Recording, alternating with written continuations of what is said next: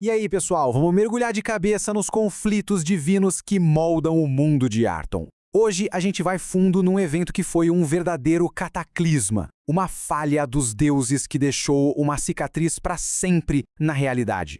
Pois é, essa é a grande questão aqui. Porque em Arton, quando um deus erra, o resultado não é um simples pedido de desculpas. Não, não.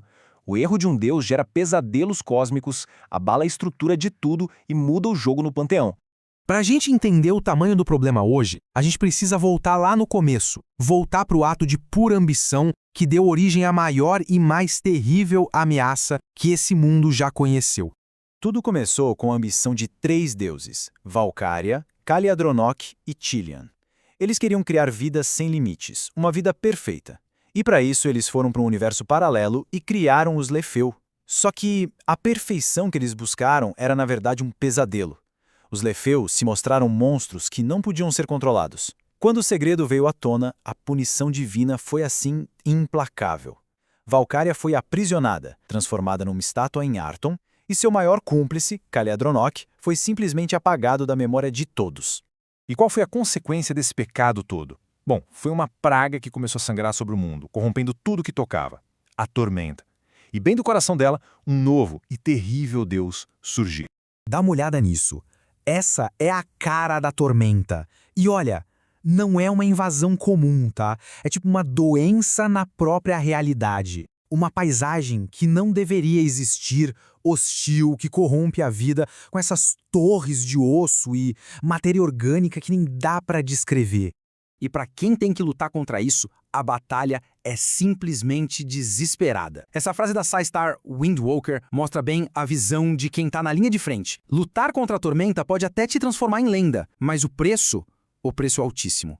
Agora, é muito importante entender o que são os Lefeu. Eles não são só monstros. Pensa neles como fragmentos de uma consciência única, um multiverso vivo que tem um só objetivo: absorver tudo e todos, apagar quem você é para sempre. E no meio desse caos todo, desse horror cósmico, uma ambição individual apareceu. Um dos chefões da tormenta, Aharadak, não queria só assimilar o mundo. Não, ele queria ser adorado. Ele queria um lugar no panteão dos deuses. E os seguidores dele são um reflexo perfeito da sua origem, né? Um culto de depravados que encontram prazer na automutilação e no sacrifício. Os líderes deles, os algozes, perdem completamente a identidade. Eles se tornam só ferramentas da tormenta, existindo apenas para espalhar essa corrupção. Ok, mas contra essa corrupção que vai contra a natureza, existe uma força que se levanta. A própria força da vida. A defesa do mundo que a tormenta está tentando destruir. E aqui a gente vê uma aliança que é, ao mesmo tempo, a mais improvável e a mais importante de todas. De um lado, Valkyria. É irônico, né? A criadora do problema é também a deusa dos aventureiros, a única que inspira os mortais a encarar o impossível. Ela é o impulso. Do outro lado, Aliana, a deusa da natureza, que dá o suporte. Ela representa um mundo vivo que precisa ser salvo. E essa frase aqui ilustra isso de um jeito brilhante, bem pé no chão. A lógica é brutal e direta. Se Valkyria não estiver lá para inspirar heróis, a tormenta avança. E se a tormenta avança, não sobra nada para Aliana proteger. Simples assim. Todo esse caos da tormenta e a instabilidade no panteão criaram um vácuo de poder. E onde tem um vácuo, figuras novas e ambiciosas sempre aparecem para ocupar esse espaço. Essa frase, sozinha, é um terremoto em Arton. Pensem no peso disso. Um mortal, conhecido como Arsenal, fez o impensável. Ele derrotou o antigo deus da guerra e subiu, tomando o lugar dele no panteão. E a maior ironia de todas, ele realizou o grande desejo da própria Valkyria, provar que um mortal podia se tornar mais forte que um deus. A filosofia do Arsenal é sutil como uma martelada na cabeça. Vitória a qualquer custo. Para ele e para os seus seguidores, o conflito não é só um meio para um fim, é o próprio objetivo. É o jeito de fortalecer o mundo à imagem e semelhança dele. Mas nem todo mundo que subiu de posto usou a força bruta.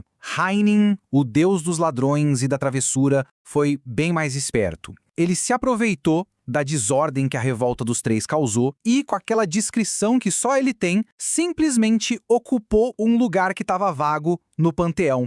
E essa frase de um dos clérigos dele captura a essência da coisa perfeitamente. Um deus da furtividade, da enganação, cuja maior piada é fingir que nem existe. É a negação plausível elevada ao nível divino. A diferença para Valkyria é gritante. Enquanto ela inspira os heróis a invadir masmorras, de encarar o perigo de frente, Heinen inspira os dele a construir essas mesmas masmorras. Ele ensina a ser pragmático, a evitar o combate direto para sair com o tesouro. Se Valkyria cria o herói, Heinen cria o teste de esperteza.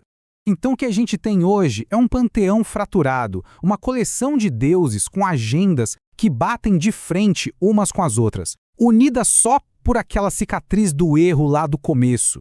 O cenário atual é um equilíbrio de poder, assim, muito perigoso. Valkyria está livre, mas ainda está pagando pelo seu erro.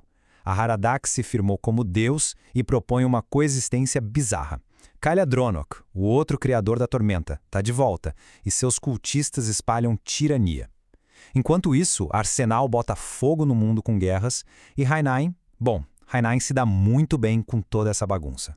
E tudo isso nos leva à pergunta final. Com um panteão onde os deuses são, em grande parte, a causa do maior problema do mundo, e com seus planos tão conflitantes, a salvação pode mesmo vir deles? Ou será que o futuro de Arton agora pertence inteiramente às mãos dos mortais, que eles inspiram, manipulam e às vezes subestimam?